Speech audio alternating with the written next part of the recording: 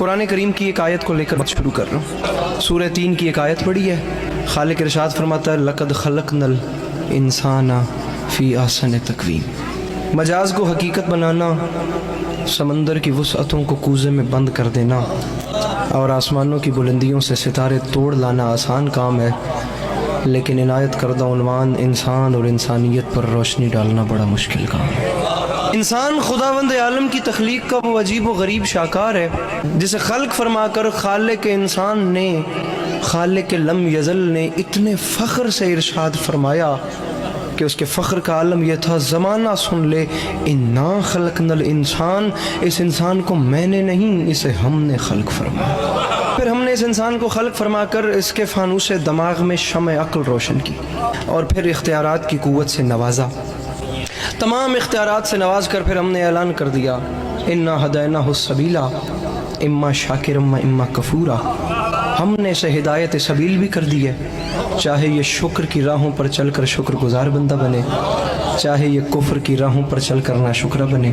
لہٰذا ہم اس انسان کو اختیارات دیتے ہیں، یہ جیسے چاہے یہ ویسے اپنی زندگی گزارے۔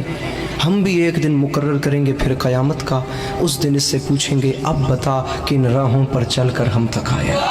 یہ حضرت انسان، یہ ماؤ تین کا مجموعہ، یہ آب و گل کا سنگم، یہ کچھ پانی اور کچھ مٹی کا پتلا، یہ زمین پہ جال بن کے بچھ گیا، یہ آسمانوں پہ کمندے ڈالنے لگا، زمین اس سے نہ بچی، پہاڑ اس سے نہ بچے، ہوا اس سے نہ بچی، فضا اس سے نہ بچی، سمندر کی ہیبت ناکی کو چیلنج کر کے اس نے اس کی موج سے موج ٹکرا دی، اس نے جو فلک پر اڑتے ہوئے طائروں کو زمین پہ بسمل کر کے پھینک دیا، اس نے حباب کے دل توڑ دیے، اس نے آب رواں کی چادر تباہ کر دی، اس نے کارے دریا میں چھپے ہوئے صدف کو لا کر سطح آب پہ بے آبرو کر دیا، یہ لوہے کو آکاش پہ اڑا رہا ہے، یہ موتی کی آبرو کو بچا رہا ہے، یہ دانے کو دھرتی سے اٹھا رہا ہے، یہ ذرے کا جگر چیر کے اس میں سے ایٹم نکال رہا ہے، یہ زمین کو ناقابل رہائش سمجھ کر چاند ستاروں پہ ڈیرے ڈالنے جا رہا ہے۔ فرشتوں میں ایک ہلچل سی مچ گئی ہے جس میں جبرائیل ارشاد فرما رہا ہے فرشتوں ہوشیار، یہ جنت سے نکالا ہوا پھر واپس آ رہا ہے۔ آپ دیکھیں کہ انسان کے پاس کس چیز کی کمی ہے۔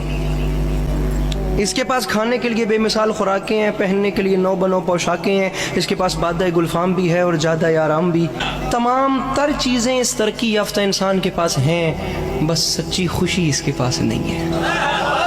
ہر چیز اس کے پاس ہے، لیکن آج کا ترقی یافتہ انسان چیخ اٹھتا ہے کہ بالآخر مجھے چین کیوں نہیں ملتا، مجھے سکون کیوں نہیں ملتا۔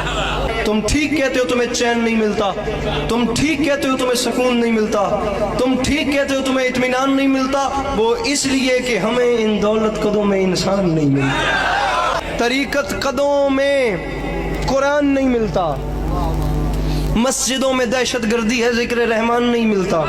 ملے بھی تو کیسے ملے؟ کیونکہ مردوں میں رسول کا طریقہ نہ رہا اور عورتوں میں حسین کی ماں کا سلیقہ نہ رہا۔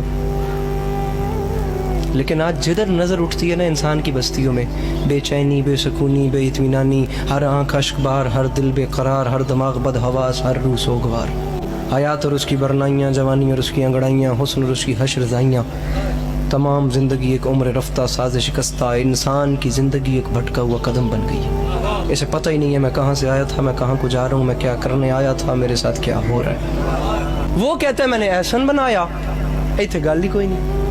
مسئلہ یہ ہے کہ وہ کون ہیں جسے اس نے احسن بنایا؟ جسے وہ احسن بنائے وہ ایسا نہیں ہوتا، اور جو یہ ہے یہ وہ نہیں جسے اس نے احسن بنایا۔ بات کہاں گم ہو گئی؟ اگر ہم قرآن کریم کی اگلی آیت تلاوت کرتے تو یہ مسئلہ بھی ختم ہو جاتا۔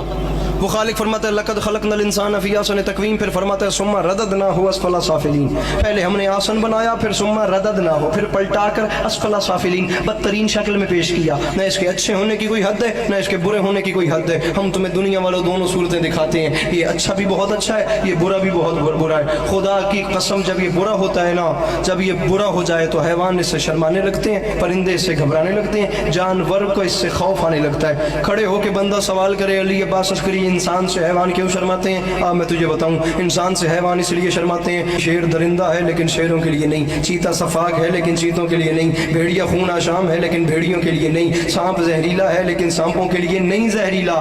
تو نے آج تک نہیں سنا ہوگا کہ سانپ نے سانپ کو ڈسا اور سانپ کے ڈسنے سے سانپ مر گیا۔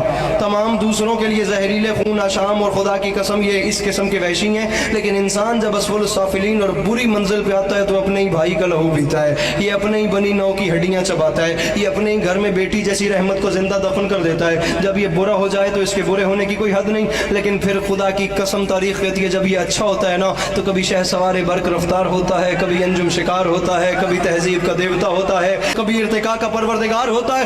بلند ہوتے ہوتے اتنا بلند ہو جاتا ہے یہ حضرت انسان کہ وہاں سے آگے وہ منزل آ جاتی ہے اس انسان کی بلندی کی کہ جہاں سے آگے جبرائیل کے پر جلے وہاں سے آگے اس کی نالین جاتی ہے، جہاں سے آگے جبرائیل کے پر جلے وہاں سے آگے اس کی نالین جاتی ہے۔ کبھی حیوان شرمانے لگتے ہیں، کبھی فرشتے سجدہ کرنے لگتے ہیں۔ احسن تقویم اور اسفل سافلین کو انسان دو ناموں میں تبدیل کر دیتا ہے، سمپل سی بات ہے، ایک کو یزید کہتے ہیں دوسرے کو حسین کہتے ہیں۔